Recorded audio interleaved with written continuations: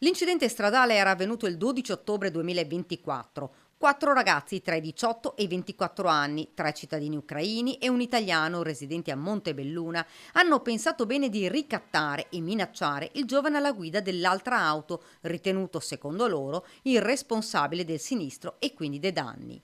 Non era stata effettuata nessuna constatazione amichevole, ma poco dopo hanno fatto scattare l'estorsione. La vittima, un 21enne di origini indiane, è stato costretto dal gruppo a effettuare prelievi di denaro contante presso sportelli ATM per un ammontare complessivo di 700 euro. La particolarità è che lo hanno minacciato di morte più volte, quindi questo chiaramente poi è diventato un comportamento che ha un risvolto penale ed è stato segnalato alla Procura della Repubblica.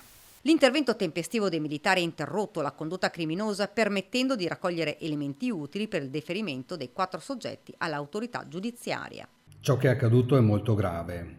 Fatemi esprimere la solidarietà ovviamente nei confronti di questo ragazzo vittima di questa estorsione e fatemi ringraziare anche gli amici dell'Arma dei Carabinieri che prontamente hanno assicurato alla giustizia questi delinquenti. L'appello del sindaco di Montebelluna Bordin. Vi chiedo se vi sembra di essere vittime di soprusi, di truffe e estorsioni, andate immediatamente dai carabinieri, non siete soli, loro certamente vi possono aiutare.